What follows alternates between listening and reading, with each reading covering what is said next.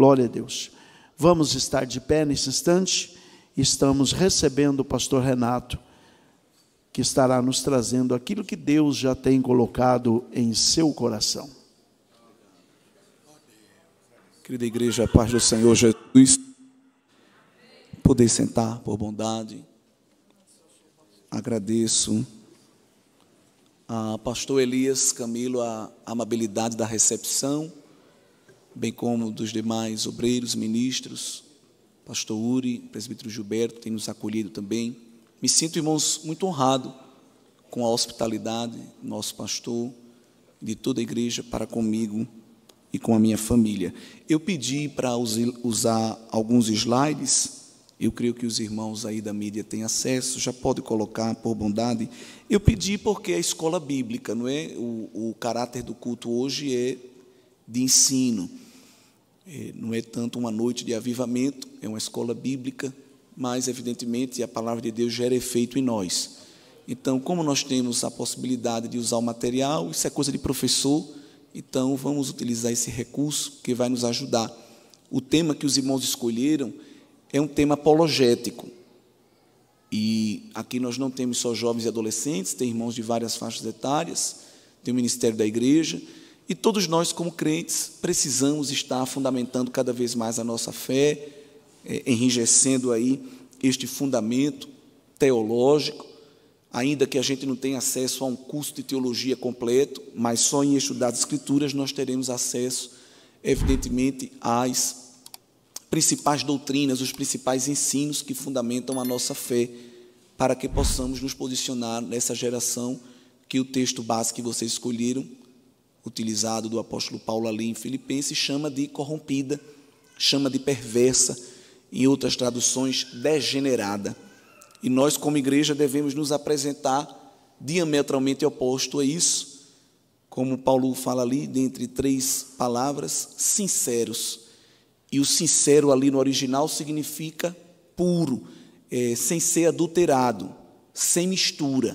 A mesma palavra para se referir a um vinho puro, a um leite puro, ou a um metal puro, sem liga, sem mistura com outros tipos de metais. Então, o cristão ele tem que se apresentar nessa última hora da igreja aqui na terra, puro e sem mistura. E eu quero aplicar isso no tocante à nossa fé. Em que é que a gente crê? Porque a fé cristã pós-moderna, com o uso aí da mídia, dos canais sociais, de tanto tipo de coisa que as pessoas chamam de teologia, está mais para ideologias do que teologias, ela está cada vez mais adulterada, amalgamada com muita coisa que não presta.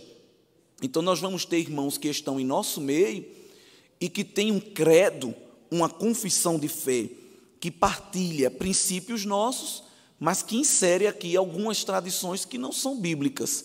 Então nós devemos cada vez mais trazer à tona, explicitar o que é que realmente a gente crê, para que a gente use como padrão verificador dessas outras palavras que vêm tentando entrar em nosso meio.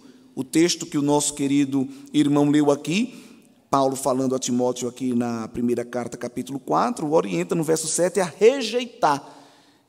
E o verbo aqui fala de uma ação mesmo que não tem diplomacia.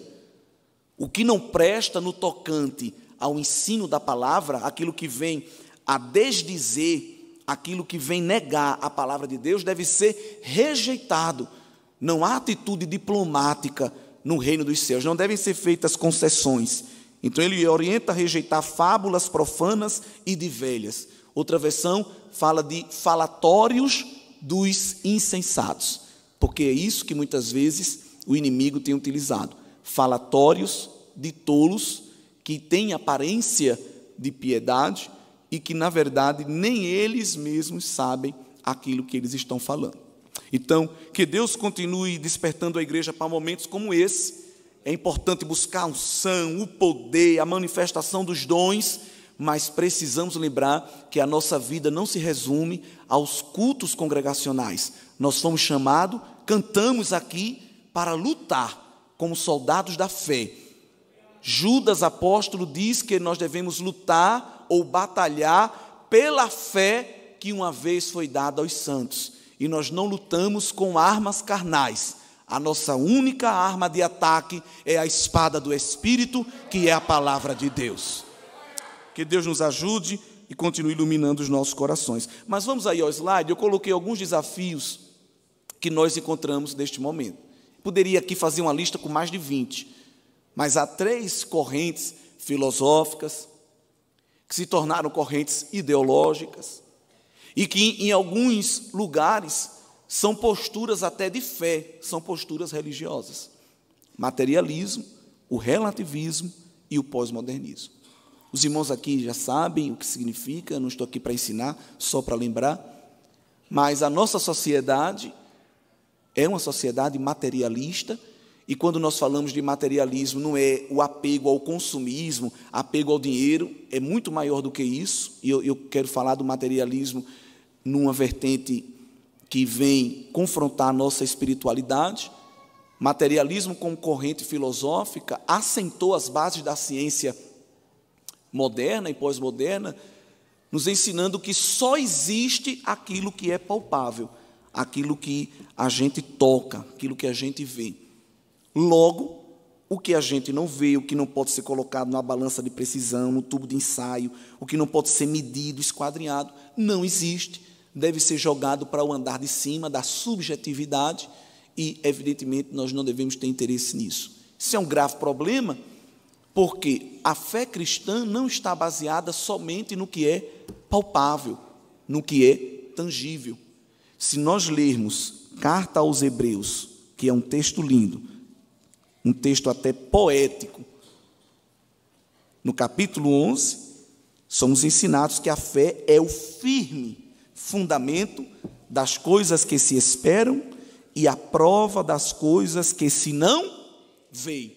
Então, quando eu vou para a teologia, a filosofia materialista entra em ruínas, porque a fé cristã, a fé bíblica, ela transita também na esfera do imaterial, na esfera daquilo que não pode ser compartimentalizado num pote, porque é transcendente, e o nosso Deus é um Deus transcendente.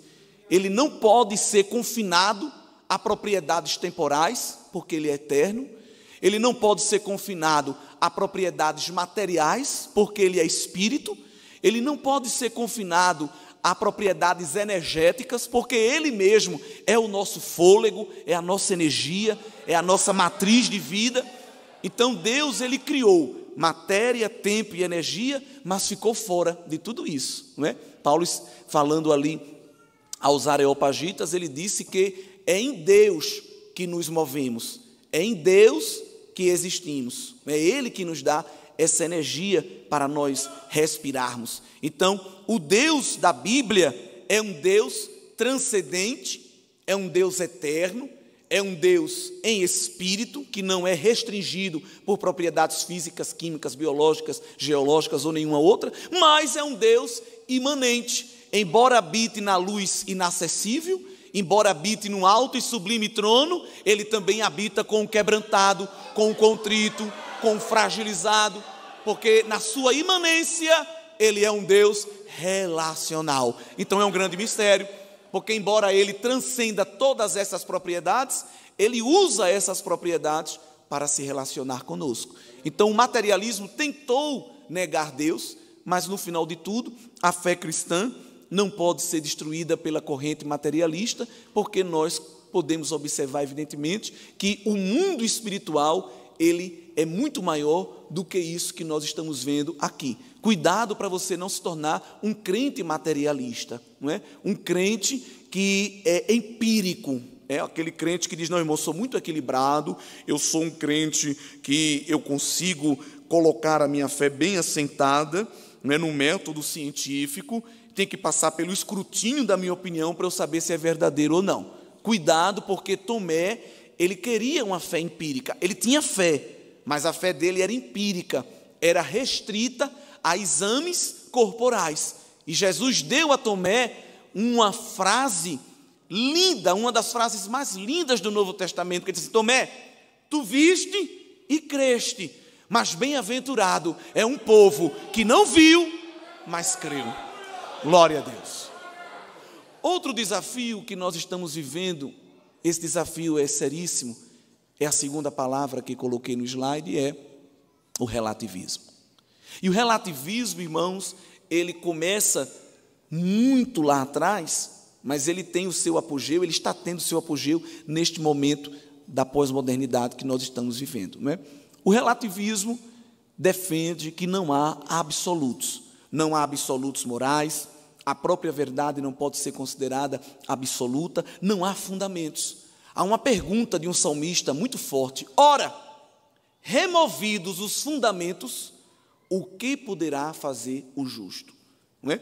Aonde não há fundamento, a consequência é ruína. Nunca se esqueça disso. O mundo pós-moderno acusa todo e qualquer cristão de fundamentalista. Se você nunca foi chamado de fundamentalista, é porque você ainda não entrou na guerra. Pode ficar sério. Se as pessoas somente fazem coração para você, lhe dão beijinhos e colocam emotions nas conversas de anjinho, de coração, de sorriso, você ainda não está em guerra. Porque quando você se posicionar, o mínimo elogio que você vai receber, você é um fundamentalista. E às vezes, por querermos fazer concessões, por querermos ser diplomáticos com o império do mal, não, eu não sou fundamentalista não, deixa eu me desculpar, deixa eu me explicar. Não, olhe, eu oro, mas eu não oro de joelho não, porque isso é coisa de crente antiquado, não é? Não, eu dou glória, mas eu não dou glória alto não, eu sou um crente mais equilibrado. Não, eu sou da Assembleia de Deus, mas eu não me envolvo naquele movimento não. Você está negando a fé e está negando a Cristo. Cuidado para naquele dia também não ser chamado de um desconhecido dele. Quando alguém lhe chamar de fundamentalista, diga muito obrigado. Muito obrigado por reconhecer que eu estou fundamentado em uma rocha intransponível, a rocha dos séculos, a rocha eterna, aleluia, a pedra angular. Nós somos fundamentalistas.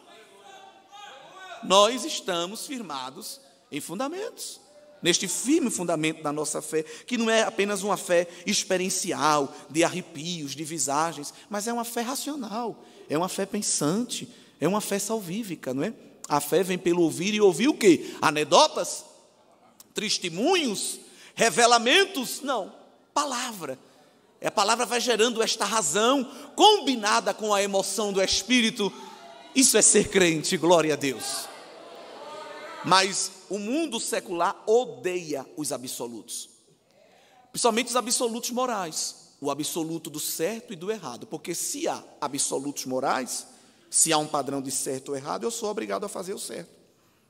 E aí o que é que o mundo secular diz? Não existe absolutos morais. Aliás, nem a verdade é absoluta. A verdade é uma questão de ponto de vista. Se não há absolutos morais, se não há fundamentos firmes e sólidos, eu sou agora a autoridade final daquilo do que é certo ou errado. O certo e o errado é uma questão subjetiva. Eu é que dou a palavra final do que é certo e o que é errado. Então, eu disse aos irmãos que o relativismo começou lá atrás, não é novo. Ele está no seu apogeu agora. A prova de que ele não é novo é a denúncia do profeta messiânico. Veja, Isaías já estava tendo que profetizar apologeticamente contra o relativismo. Olha o que Deus fala na boca dele no capítulo 5, capítulo 5, versículo 20. Ai! E os irmãos sabem que quando Deus começa falando com essa interjeição, ai, é ai mesmo. Não queira experimentar.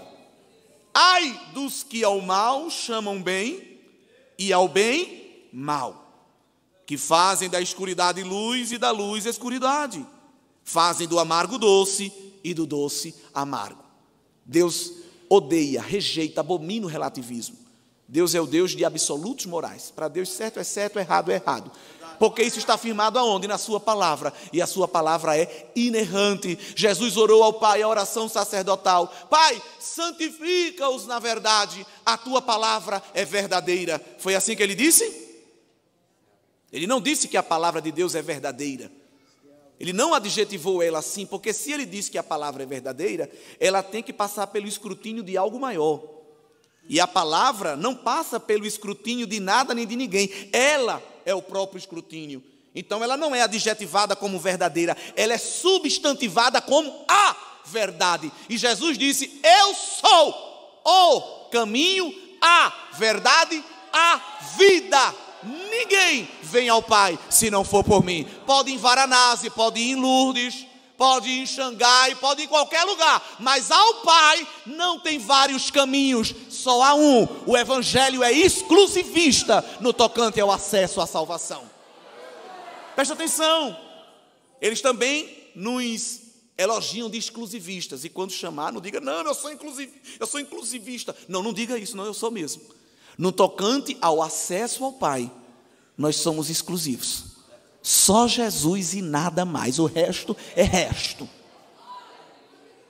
Cuidado para não virar um crente ecumênico, indo para culto de formatura de faculdade, sentando do lado de pessoas de vários credos, e não é verdade, todos os caminhos levam a Deus. Cuidado. Se você está dizendo isso publicamente, lembre-se do que Jesus poderá dizer de você publicamente naquele dia. Aí, se você se posicionar como fundamentalista e como exclusivista no tocante à salvação em Cristo, aí vai vir no mínimo o terceiro elogio que você receberá: intolerante. E aí os irmãos já sabem como se posicionar. Mas, queridos irmãos, para o Senhor Jesus, para Deus Pai, para a igreja, há sim uma verdade absoluta e absolutos morais. Mas você pega um professor desse, militante do relativismo, que diz, não, o certo e o errado é uma questão de ponto de vista. Até o dia que um aluno pegar uma chave, riscar o carro desse professor todo dia no estacionamento, e quando o professor olhar, enfurecer e disser, o que é isso? Não, isso aqui é uma arte. Do meu ponto de vista, não, isso é errado. Não é errado. Eu estou fazendo arte. Aí, o relativismo dele cai de água abaixo. Não precisa fazer 4 anos de filosofia em Harvard para derrubar o relativismo. Você derruba o relativismo com um silogismo, que os irmãos sabem o que é. 3 curtas frases, uma ferramenta filosófica fantástica. Não existe verdades absolutas. Frase 1. Frase 2. Esta frase é uma verdade. Frase 3. Logo, dizer que não existe verdade absoluta não pode ser uma verdade absoluta. Aí destrói. Ou então, ao contrário. Toda verdade é relativa. Frase 1. Frase 2. Esta frase é uma verdade. Frase 3. Logo, toda verdade é relativa, também é relativa. Destruiu o relativismo. Não precisou fazer 4 anos de faculdade. Então, evidentemente, quando nós vamos para as Escrituras, temos as ferramentas para vencer tudo isso. O inimigo não conseguiu, aí levantou a terceira bandeira, que é a bandeira do pós-modernismo. Esse aí é terrível. Pós-modernismo tem uma grande ferramenta ideológica ali na escola de Frankfurt. Os irmãos sabem, no século passado, um conjunto de autores acadêmicos, franceses, alemães, americanos, se reuniram ali naquela escola, que os irmãos sabem, parece que ela veio do andar de baixo, porque o que saiu dali de ideologia, até hoje, está corrompendo e degenerando cada vez mais a nossa sociedade. E a bandeira do pós-modernismo, ele tem 4 grandes pilares, só vou falar de um. Quando você lê Michel Foucault, Jacques Derrida, eu estou falando isso, irmão, porque isso não dá para pregar em culto e avivamento. Então, eu estou amando essa oportunidade, porque a gente vai poder falar essas coisas. Quando a gente lê esses autores, a bandeira que eles levantam é a bandeira da desconstrução. E o principal elemento que eles usam é o texto. Para eles, não existe um texto absoluto. Todo texto pode ser desconstruído em um outro contexto, a partir da autoridade do intérprete. Veja, isso começa numa escola filosófica, mas vai desembocar nas escolas teológicas. Em que sentido? Para os pós-modernistas, a autoridade final do que o texto diz não é do autor, é do intérprete. É o famoso ponto de vista. Não, segundo o meu ponto de vista, eu não interpreto assim. Quantas vezes em sala de aula de escola dominical tem um arauto do pós-modernismo querendo se levantar contra o professor, se levantar contra outro irmão que está dizendo, não, mas o texto diz assim, mas o meu ponto de vista, grande coisa, o seu ponto de vista não é nada. Nós estamos fundamentados não é em ponto de vista de teólogo, nós estamos fundamentados na rocha, a rocha que suporta o temporal, a ventania, a palavra de Deus que é eterna, viva, eficaz e infalível. É esta palavra que nós estamos fundamentados. Cuidado com o eu lírico, a subjetividade do leitor-intérprete. Inclusive, quem lê a Bíblia deve chamar na sua leitura sempre um companheiro.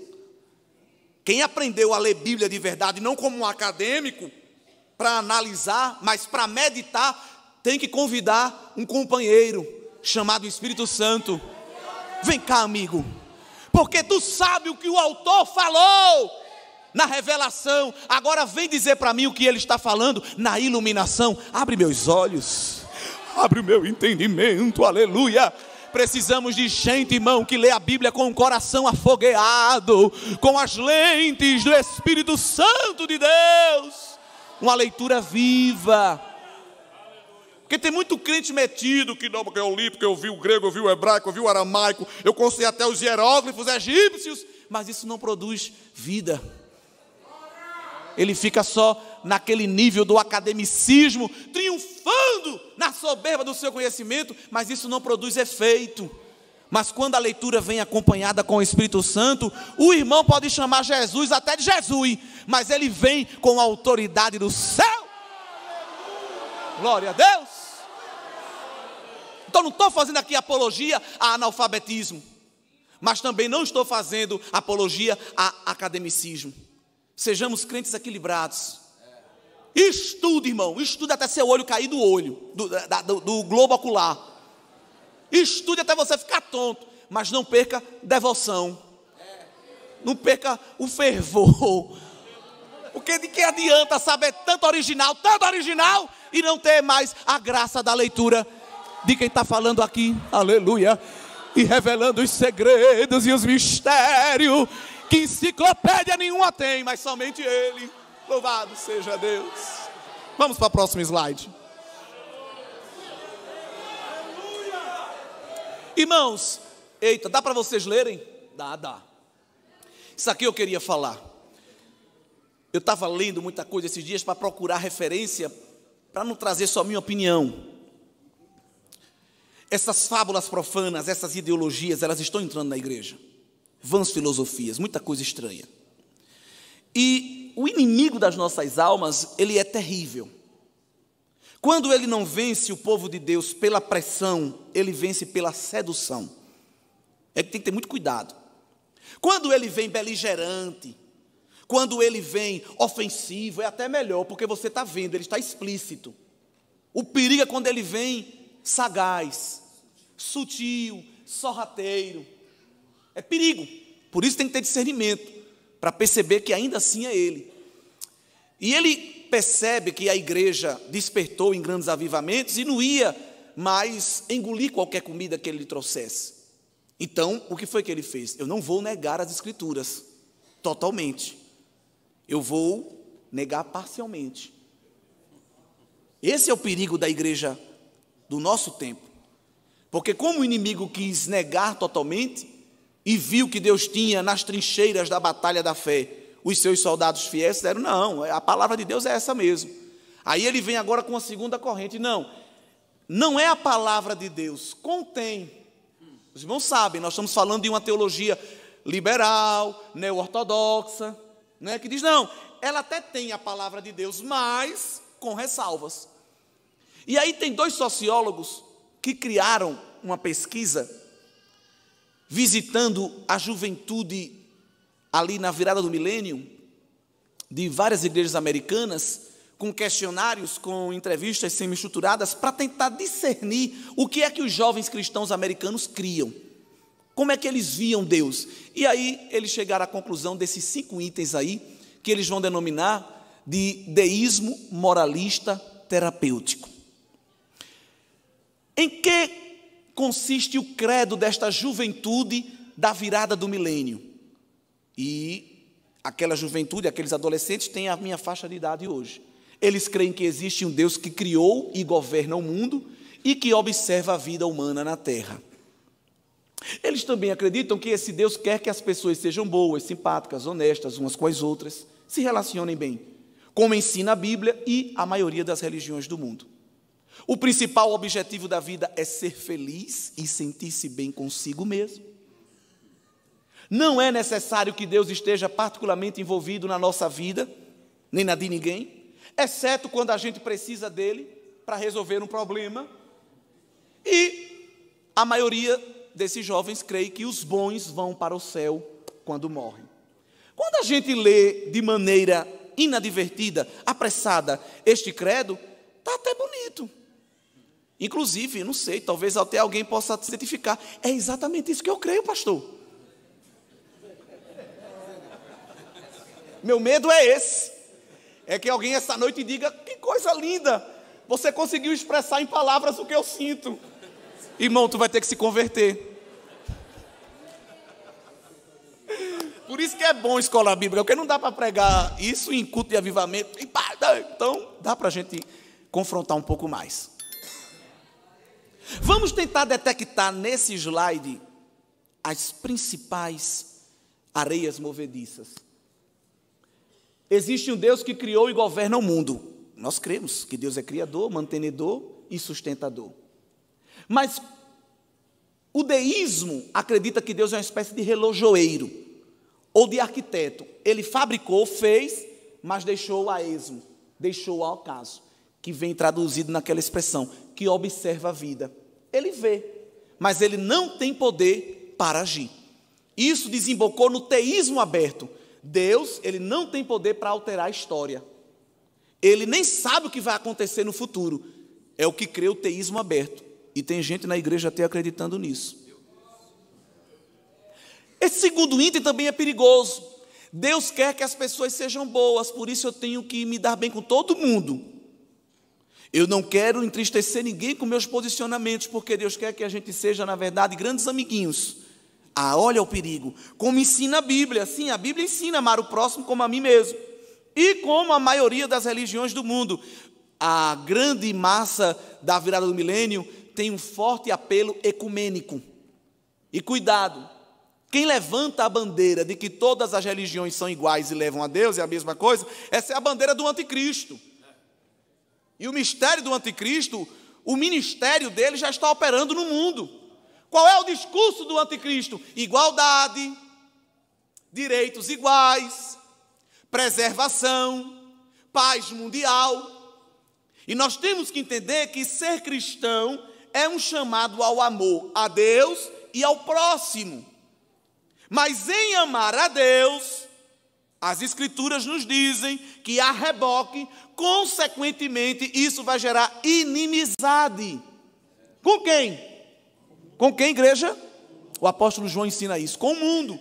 Mundo ali não é tanto a humanidade, as pessoas, porque o desejo de Deus não é que nós nos tornemos inimigos de ninguém.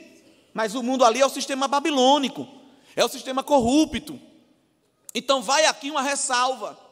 Se você está se sentindo bem e alegre, porque todo mundo lhe ama, todo mundo lhe abraça, do mundo, do sistema babilônico, é porque você ainda não está se posicionando. Você está sendo confundido com um deles.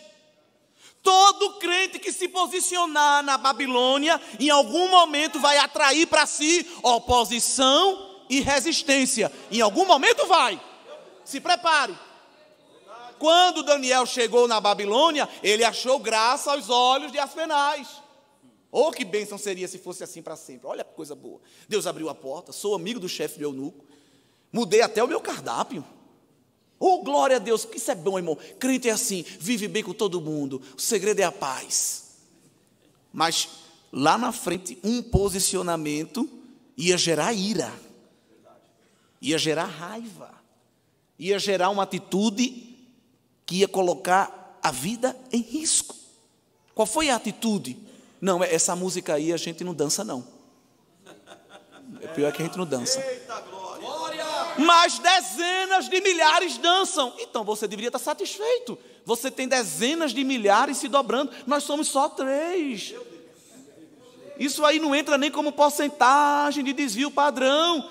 Essa porcentagem, a estatística nem vai levar em consideração. Mas a raiva da Babilônia é essa.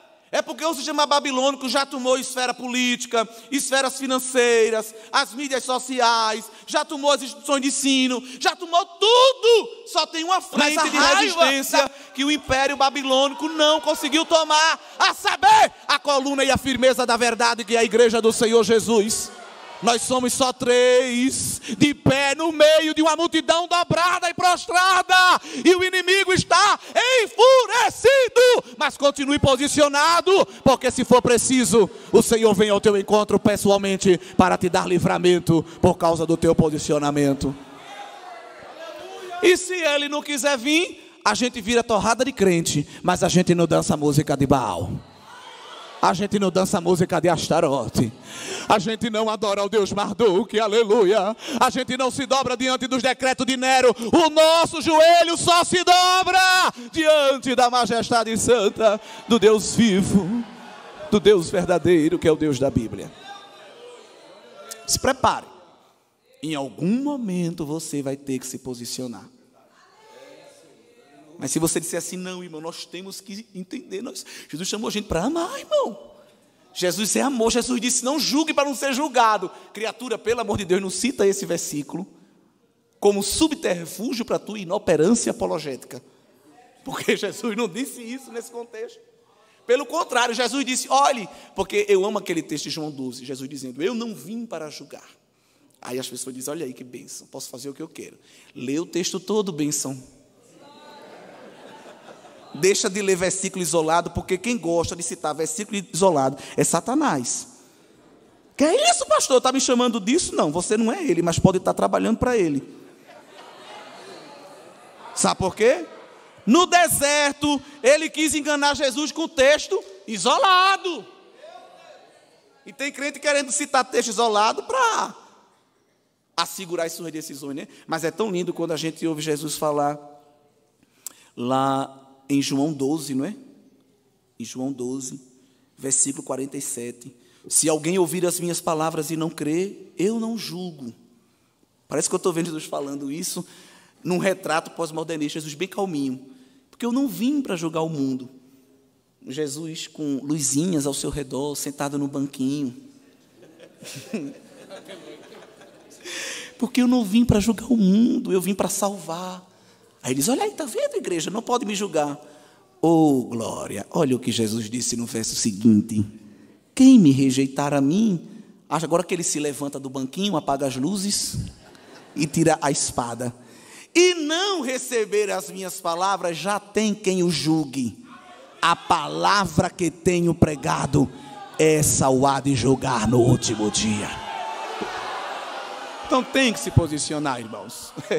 Nós temos que nos posicionar. Volta lá para o slide, por favor. Então nós cremos que Deus é criador, mantenedor e sustentador de todas as coisas. E nós cremos que Ele intervém na história. Ele altera cursos. Ele altera sentenças. E Deus quer que a gente se relacione bem, é o que ensina a Bíblia. Mas a nossa confissão de fé e prática é apenas a Bíblia.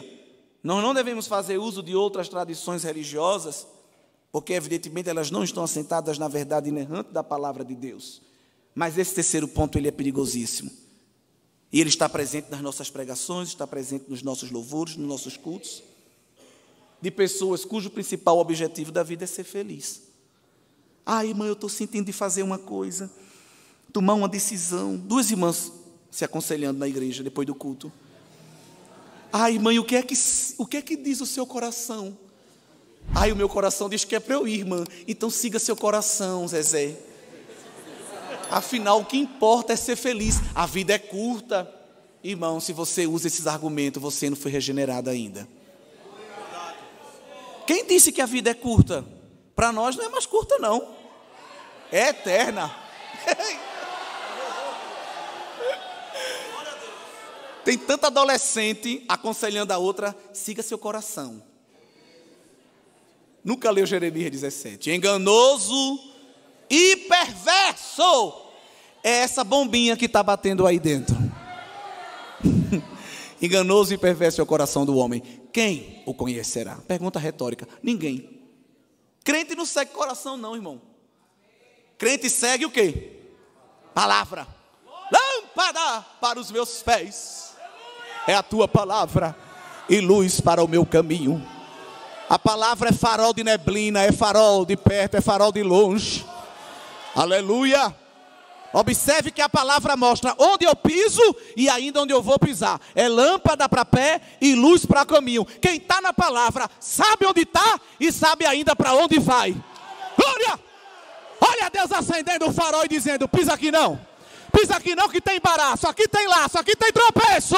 Desvia, altera a rota, porque eu quero te livrar da queda, para que tu chegue na nova Jerusalém. Aleluia!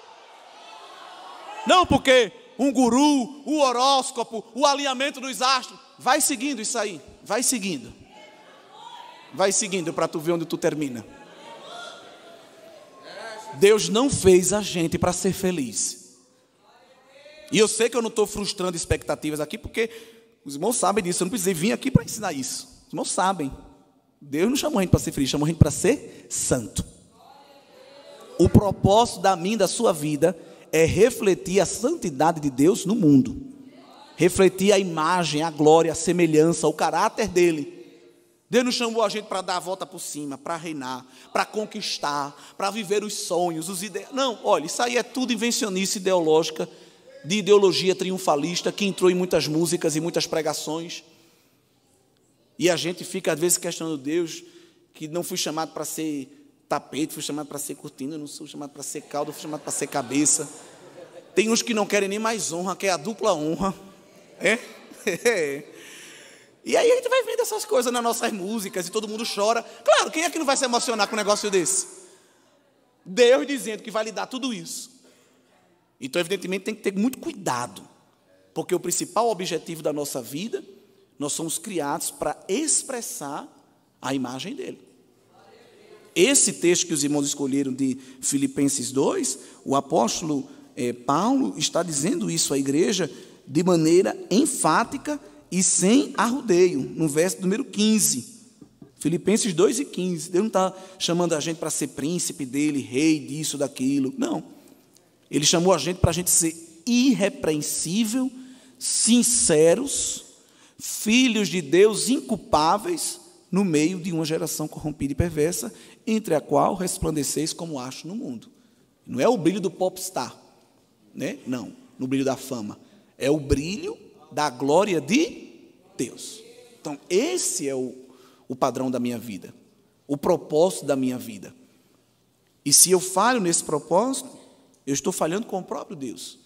Então, isso, irmãos, foi assentado da psicologia freudiana, que quis tirar Deus como ser central da vida e colocar o próprio eu. Freud, e se tem psicólogo aqui, sabe o que eu estou falando? E até está sendo transmitido, eu não vou nem falar, porque se não tivesse eu ia falar algo aqui que era até mais forte. Mas os irmãos sabem que a psicologia freudiana, ela termina por ajudar o império do anticristo. Eu não estou aqui desmerecendo a ciência, ela tem a sua valia. E louvado seja Deus por isso, porque foi Deus que criou a ciência, dando ao homem a inteligência. Mas a psicologia freudiana botou Deus lá no quartinho, no canto, num sótão, num escanteio, e ascendeu, elevou o meu eu subjetivo a uma posição de autoridade. É o evangelho da autoexaltação. O culto ao desejo. O que é que Freud ensina? O que é que a Bíblia ensina? Que eu tenho que matar o meu corpo, mortificar a carne, suprimir os meus desejos. O que é que a psicologia freudiana ensina? Não, você tem que botar o desejo para fora. Porque o seu eu, o seu ego, a sua vontade está acima. E o evangelho é algo oposto. Então, quando uma criatura está sentindo, e pergunta, irmão, o que é que eu devo fazer? O que você está sentindo, minha filha? Faça. Esse não é o caminho bíblico. Porque não é o que eu estou sentindo. Aliás, o que eu estou sentindo, irmão, eu não vou nem lhe dizer, porque não agrada a Deus. Mas não é o que eu estou sentindo, é o que Ele quer de mim. Eita, glória a Deus. Hoje você não pode mais pregar o evangelho puro em certos círculos eclesiásticos. A pregação evangélica hoje se tornou a pregação da autoaceitação. O evangelho da autoaceitação. Você tem que se aceitar. Aliás, Deus tem que lhe aceitar. Ele lhe criou, ele sabe que você é assim. Que história. Jesus disse: não, quem quiser andar do meu lado, negue-se a si mesmo. Paulo não ficou na frente do espelho dizendo: bota esse leão que está dentro de você para fora. Paulo perguntou: quem me livrará do corpo desta morte, esta carne pecaminosa, este miserável homem que sou? Deus me livra disso. E não tem como se livrar do dia para a noite, é mortificando, é matando o velho homem dia a dia, é no jejum, é na oração, é na leitura da palavra. Crente vive uma vida de morte diária, para que possa viver a vida eterna com o Senhor Jesus, por final. Mas se você não tiver cuidado, você é um deísta, moralista, terapêutico. Não, irmão, eu sou assim. E Jesus me entende. Ele me ama. E não fale mal de mim não, que ele lhe queima. Nós até chamamos ele. Mas só chamamos ele, como diz aí o quarto ponto, quando a gente precisa dele. A gente toma as nossas decisões, não consulta ninguém, só os nossos sentimentos. Quando dá errado, meu pastor, homem de Deus, me aconselhe. Me deu uma orientação. Oh, mas aí você já fez tudo. Deus, ele não quer ser chamado somente para ser resolvedor de problema. Oração não é um balcão de petição. Oração não é listinha de desejo. Não é comanda de pedido para um Deus garçom, não. Oração é relacionamento. Deus quer a gente conversando com ele. O que foi, filho, que viesse pedir? Não, pai, eu não vim pedir nada, eu só vim ficar perto de ti. Eita glória, aleluia. Não sei como um obreiro lá conhecido nosso, que já não orava há tanto tempo, que quando dobrou o joelho para orar em casa, o filho correu perguntando se ele estava passando mal. Está doendo, pai, alguma coisa? O que foi, meu filho? Não, o senhor está orando aí de joelho, alguma dor? Não, meu filho. E há muito de nós assim, que até Deus se surpreende. Olha, coisa boa. É claro que Deus nos surpreende, né, irmão? Isso é força da nossa linguagem. Que Deus nos guarde desse deísmo moralista terapêutico e que Ele encontre na igreja verdadeiros adoradores que se submetem à vontade dEle, que é boa, perfeita e agradável. Ainda que eu chore, ainda que eu perca, ainda que eu sofra, mas a leve e momentânea tribulação não há de se comparar com o peso eterno de glória que há de ser revelado em nós. Glória a Deus. Passa aí para frente, querido irmão. Temos mais alguma coisa para meditar esta noite nessa escola bíblica, além desses 5 pontos. Temos que ter cuidado com esse caminho de pregação, de falso culto, cujo objetivo é melhorar a autoestima, gerar uma felicidade subjetiva e fazer com que todo mundo se relacione bem. Esses são os principais objetivos dessa religião pós-moderna, que de maneira ideológica quer adentrar sorrateiramente o nosso meio. Precisamos estar com os olhos espirituais abertos, a audição espiritual bem aguçada, para evidentemente se posicionar.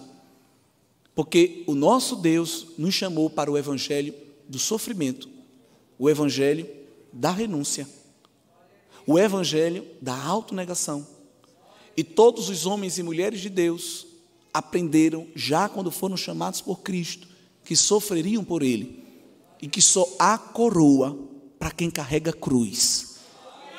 Tem gente que aceita Jesus hoje e já quer a coroa da vitória, a coroa para reinar. Não, meu filho, vai chorar um pouquinho, vai sofrer, vai ser humilhado, vai ser perseguido, incompreendido, zombado, ridicularizado, maltratado, mas no final, Cristo sempre chamando: bem-aventurado, bem-aventurado, bem-aventurado.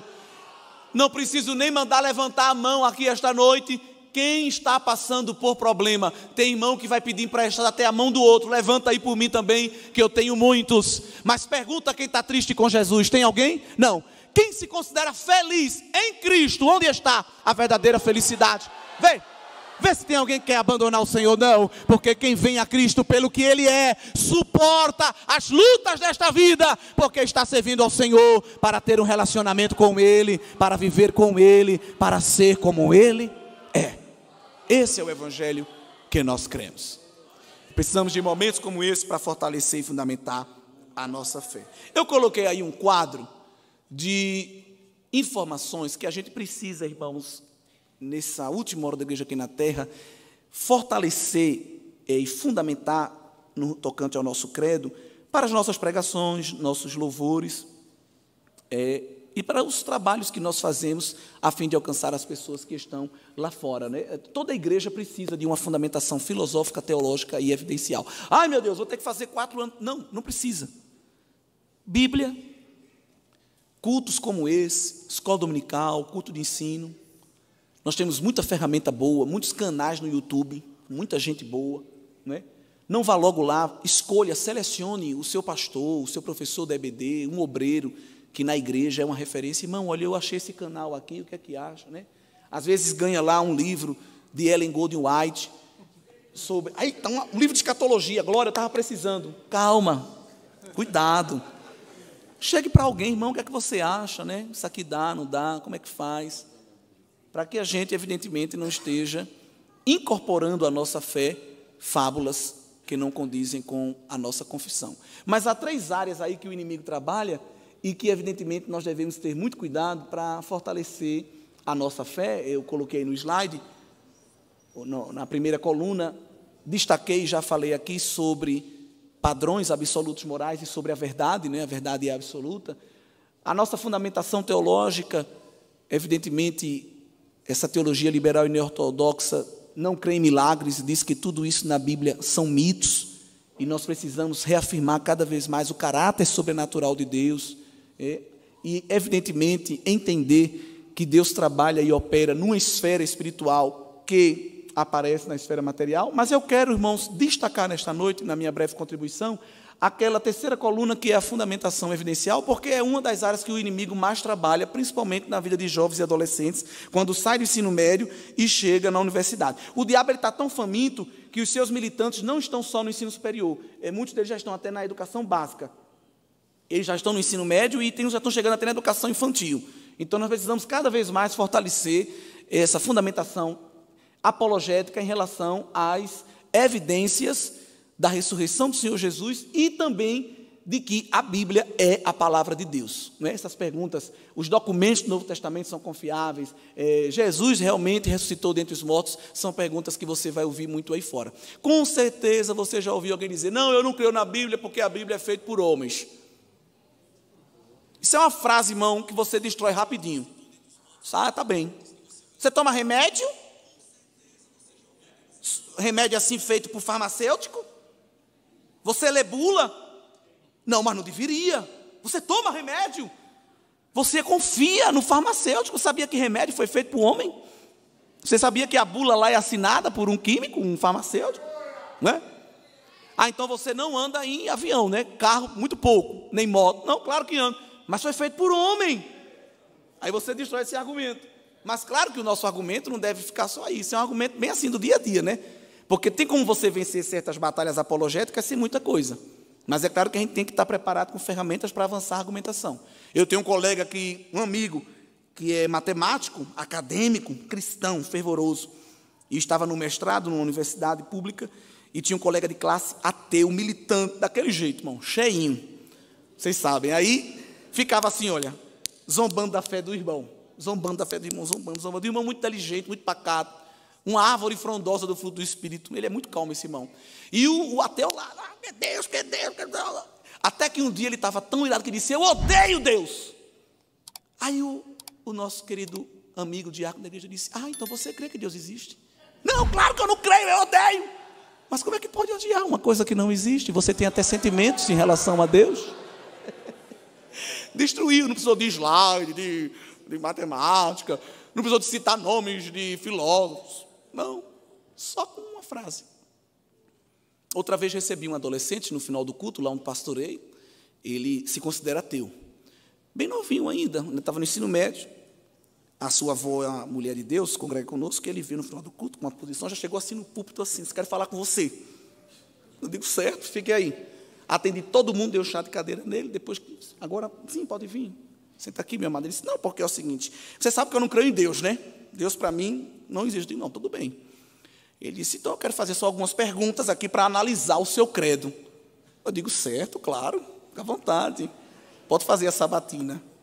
Foi 3 perguntas, eu pensei até que ia ser mais. Ele disse, primeiro, essa coisa, e nesse dia eu tinha até pregado, ele pegou algumas coisas da pregação, ele ficou a pregação todinha assim, 17 anos, balançando a cabeça assim, olhando para mim. Esse negócio de que Deus manda, de que Deus ordena, que é a vontade de Deus, é tanta ordem, como é que eu posso amar alguém que só me dá ordens? Aí eu disse, você tem pai? Tenho. Você gosta dele? Gosto. Ah, então acho que seu pai somente faz o que você quer, não é isso? Na sua casa não tem ordem, não tem lei, não tem lei. Não, mas tem a ordem. Eu digo, então você odeia seu pai? Não, eu amo ele. Eu digo, exato. Assim é o amor ao Pai Supremo Deus. Você sabia que a liberdade de um peixe é ficar dentro do aquário? Ele pode olhar para aquele aquário e dizer, eu quero liberdade. No dia que ele sair, ele morre. Liberdade irrestrita gera morte, meu jovenzinho. Não, vamos falar nisso não. Eu tenho outra pergunta, eu digo, diga. Inclusive, ele nunca mais foi no culto, faz um tempão já. Esse negócio de dizer que Deus criou e tudo mais. É tanta lei, é tanta coisa. E eu não entendo isso, porque evidentemente o mundo vive assentado na aleatoriedade. Eu disse, qual é a disciplina que você mais gosta? Acho que você está no ensino médio, eu estou no 3º ano, gosto no físico. Eu digo, coisa boa. Então você sabe que pelo menos nós temos aí uma série de quase 20 constantes universais, leis fixas que organizam a Terra. Se a gente mudasse algumas casas decimais dessas leis fixas, a gente não estava nem aqui conversando, não é? Ele disse, é verdade, mas não vamos falar nesse assunto não, de ciência não. Eu disse, não, você que começou. Outra pergunta, esse negócio de Deus é mistério. Para que eu me relacionar com Deus que é só mistério? Eu digo, não, ele não é só mistério. Você sabe qual é o último livro da Bíblia, irmão? Ele disse, Apocalipse. Eu disse, tu sabe o que significa a palavra Apocalipse? Não. Eu disse, revelação. Deus encerrou o cano dizendo, muito mais que ele revela do que ele esconde. Olha, eu vou me embora, outro dia a gente conversa. E ele foi. Então veja, não precisou de slide, de cálculos, de nada. Se você conviver bem com Deus e com a palavra de Deus, Ele vai te usar para defender a fé. Glória ao nome de Jesus. Mas é claro que se nós pudermos estudar um pouco mais e nos apoderarmos de recursos, a gente evidentemente defende a fé, como disse o apóstolo Pedro, explicando com mansidão a razão da nossa esperança. E quando a gente chega na faculdade, na escola, não, porque a Bíblia é um livro antiquado, ultrapassado, foi feito por homens, e a Bíblia é cheia de erros, nunca leram a Bíblia, mas eles advogam e militam esta causa. Aí você pode entrar antes da Bíblia na esfera da história ou da filosofia, que nos ciclos acadêmicos são amplamente aceitos. Você diz assim, amigo, você já ouviu falar na obra de Ilíada, de Homero? Uma das grandes obras do mundo ocidental, né? Coloca aí, amado, por gentileza. Homero, esse primeiro busto aí, escreveu Ilíada, que é uma poesia grega fantástica e tremenda. Hoje, essa geração não conseguiria produzir nenhuma estrofe daquela. Quando você pega a quantidade de cópias de Ilíada, não chega nem a 2.000, são 1.850. E entre a cópia original, a composição original, a escrita, manuscrita original, e as primeiras cópias mais antigas, nós temos um intervalo de entre 400 e 500 anos, entre a composição original e as primeiras cópias, que naquele tempo não tinha xerox. Quando nós vamos para Platão e Aristóteles, que são reverenciados aqui no mundo ocidental, assentaram a nossa filosofia, nós temos 1000 anos de diferença entre a composição original e as primeiras cópias. Mas ninguém questiona a veracidade do que Platão e Aristóteles falou. Você já viu alguém falando na faculdade ou na escola? Não. Agora vamos para o Novo Testamento, por gentileza. Novo Testamento, eu não estou falando da Bíblia toda, só Novo Testamento. Só de manuscritos do grego, fora as outras línguas próximas, só do grego, nós temos quase 6.000 manuscritos. Se a gente for somar as outras línguas, são quase 25.000 manuscritos só do Novo Testamento. E o intervalo entre a composição original e as primeiras cópias, em torno de 50 anos. Então é mais fácil acreditar numa obra que tem 1000 anos de intervalo entre uma cópia e outra, ou uma que tem só 50 anos. Mas isso aí a Globo não mostra. Bota aí o próximo slide. Essa foto aí é um papiro de João 18, o manuscrito mais antigo do Novo Testamento encontrado. A Bíblia é cheia de erros, nunca leu. Pega aí 3 frases. Você ganhou 10 milhões de reais. Tu ganhaste 10 milhões de reais. Ou um irmão mineiro, 6 ganharam 10 milhões de reais. As 3 frases são iguais. No tocante à mensagem, mas diferentes na composição. Se nós pegarmos a terceira frase e a segunda, elas só possuem 5 letras iguais. De 27 caracteres, a terceira frase, ela só tem 5 caracteres iguais, ou 5 letras iguais à frase 2. 19% de igualdade. Mas a mensagem nas 3 é a mesma.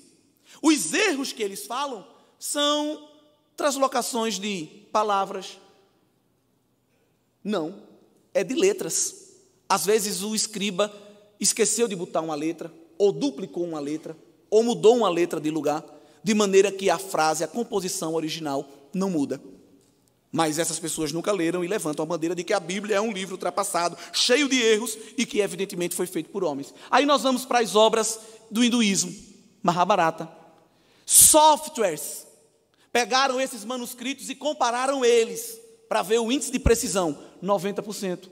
Ilíada de Homero, reverenciado no mundo ocidental, 95%. Eu trago aqui só 3 eruditos de Novo Testamento, eruditos de grego, só 3, usando os mesmos softwares, encontraram 99,75%, 98,33%.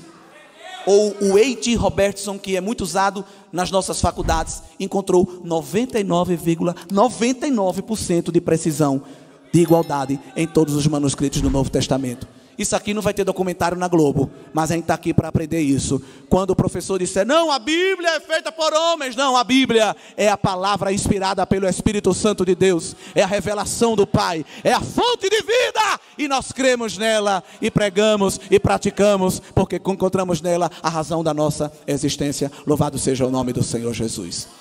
Que o Senhor nos guarde, que o Senhor levante uma geração que esteja animada para batalhar pela fé. Não dizendo palavra de efeito, show Satanás, está repreendido. Não, Deus não chamou a gente para isso. Dá uma cortada de laço, o diabo não respeita isso. Nós vamos vencer com a espada do Espírito. Não batendo o exemplar da Bíblia na cabeça de ninguém, mas abrindo a palavra, explicando a palavra e deixando que o Espírito Santo de Deus convença o homem do pecado, da justiça e do juízo. Como é que a gente faz para vencer quem está desanimado? Palavra. Quando Jesus encontrou os discípulos no caminho de Emaús, eles se chatearam dizendo que Jesus não lia jornal. Você não leu as notícias não? Você não abriu o zap? Só se fala da morte do Nazareno? Hoje é o 3º dia e nada. Ele vivia dizendo que ia ressuscitar, tadinho. Fez tantas obras, mas até agora nada. És por acaso desinformado? Jesus devolveu, porque esse Jesus que os pós-modernos mostram, carregando o ursinho de pelúcia de coração, só fazendo beijinho para as pessoas, não. Jesus, irmão, de vez em quando dava uma marretada na cabeça para rachar mesmo. Como eles disseram que Jesus era desinformado do jornal, aí Jesus disse, vocês são desinformados de Bíblia, nércios e retardados de entendimento, porque Jesus falou de um jeito assim, né? Mas disse, tardios de entendimento de coração. Vocês não sabem de Bíblia não, vocês dizem que eu não sei do jornal, e vocês não sabem de Bíblia, mas eu vou dar uma aula de Bíblia agora, até Emaús, bora! Eu vou passear com vocês na lei e nos profetas. Não cortou laço, não cantou corinho de fogo, não puxou espada flamejante, mas quando, aleluia, chegou na bifurcação do caminho, aquele que eles disseram, és um desinformado, agora disseram, é perigoso ir embora, é melhor ficar mais um pouco. Aleluia. A palavra de Deus gera vida, a palavra de Deus aquece o coração, a palavra de Deus arranca a cegueira. Abre a tua mão aí e recebe a autoridade da palavra. Deus vai te usar para aquecer vida, Deus vai te usar para aquecer coração frio dentro da tua casa.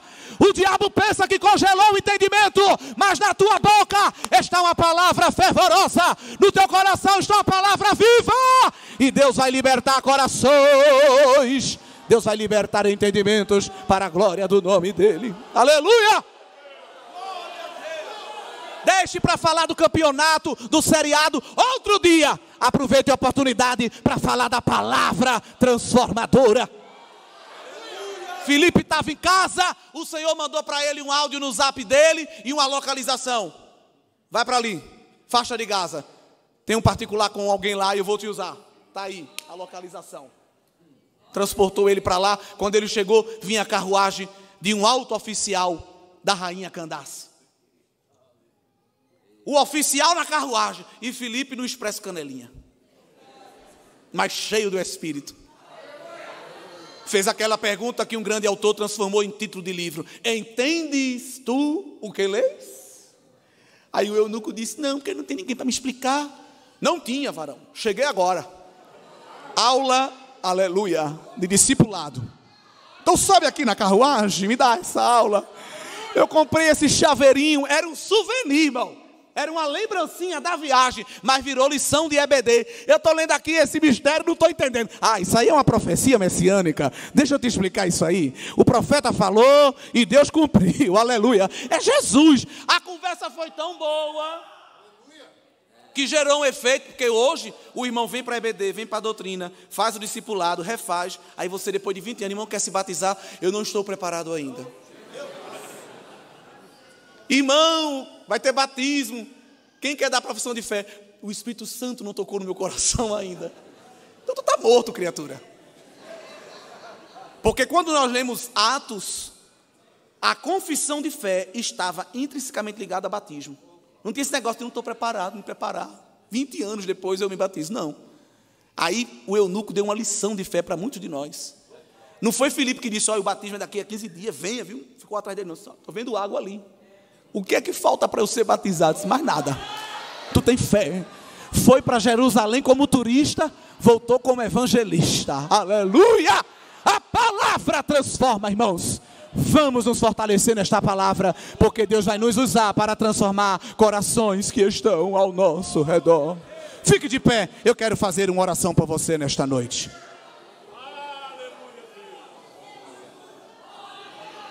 Aleluia!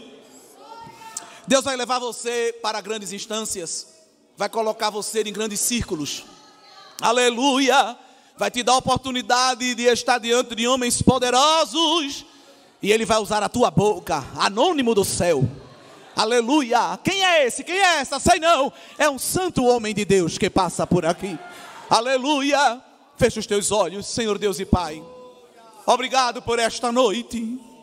Nós estamos no teu quartel-general, recebendo a munição da palavra, recebendo as ferramentas do teu Espírito. Tu sabes das guerras travadas, tu sabes das lutas renhidas, das pelejas tremendas, de alguém, Deus, que está nas trincheiras da fé, sendo zombado, ridicularizado, às vezes até hostilizado. Mas tu prometeste que estaria conosco todos os dias. Tu prometeste que o teu Espírito nos ensinaria o que haveríamos de falar. Então, como um servo teu, eu te peço nesta noite, desce sobre nós porções reveladas da tua palavra. Equipa a tua igreja com a autoridade do céu. Senhor, dispensa aqui ciência da palavra, aleluia. Derrama aqui nesta noite palavra de sabedoria. Senhor, tu tens nos dado inteligência, tem nos dado internet e banda larga, tem nos dado, Senhor, canais sociais, mas nós queremos poder do teu Espírito. Sobre a xarabadara sobre a minaia. Nós queremos, Senhor, intrepidez da palavra. Nós queremos o espírito de ousadia que Paulo disse que Timóteo tinha. Derrama agora uma ousadia do céu.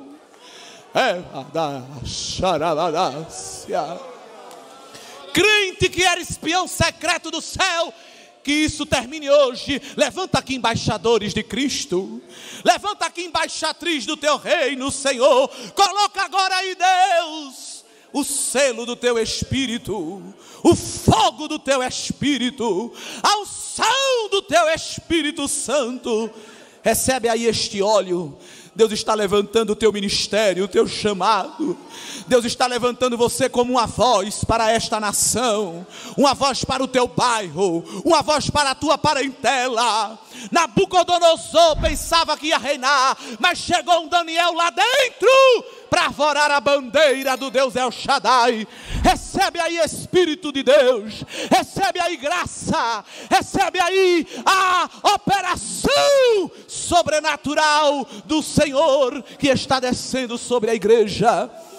O Senhor vai te dar graça para vencer, o Senhor vai te dar autoridade para repreender o mal que vem sorrateiro, olha Deus te dando discernimento. O mal que vem perspicaz, mas com astúcia, olha Deus te dando sabedoria. Olha Deus quebrando as arapucas e as armadilhas ideológicas que quiseram entrar na tua mente. Receba aí libertação. A fé não fingida que estava sobre Timóteo está descendo aqui esta noite, porque aqui há uma geração que recebeu as sagradas letras, que recebeu a sã doutrina, que recebeu o leite racional. O veneno está sendo tirado da panela hoje. Ideologia satânica que quis ser implantada na tua cabeça, filosofia do diabo, Deus está tirando, porque Ele colocou em ti a mente de Cristo, o capacete da salvação e o selo do Espírito Santo de Deus.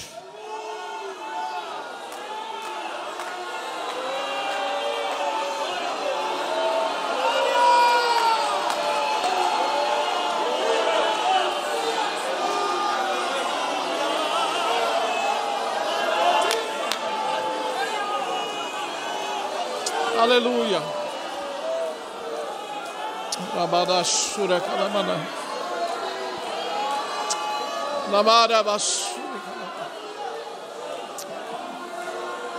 Aleluia, aleluia.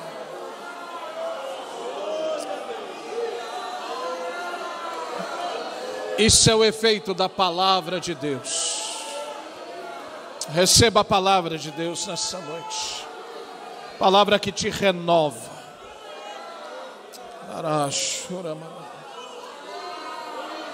Antes de terminar, há alguém no nosso meio que veio para essa escola bíblica, mas que se sentiu impactado por essa palavra e gostaria de regressar aos pés de Jesus.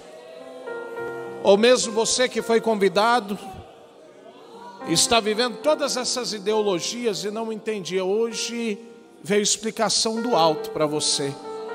E você quer se render a este Deus. Levante a sua mão como um sinal.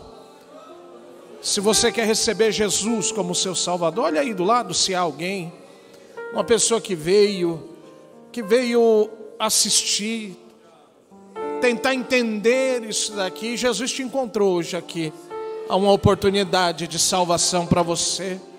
Há alguém no nosso meio que quer receber este Jesus, ou voltar para Jesus. Quem sabe nessa noite é a oportunidade que o céu marcou para que você viesse ter uma aliança com Ele. Há alguém no nosso meio, há alguém que quer receber Jesus. Aleluia, aleluia, aleluia. Glória seja dada ao nome do Senhor. Eu quero agradecer a Deus. Tome seu assento por um minuto.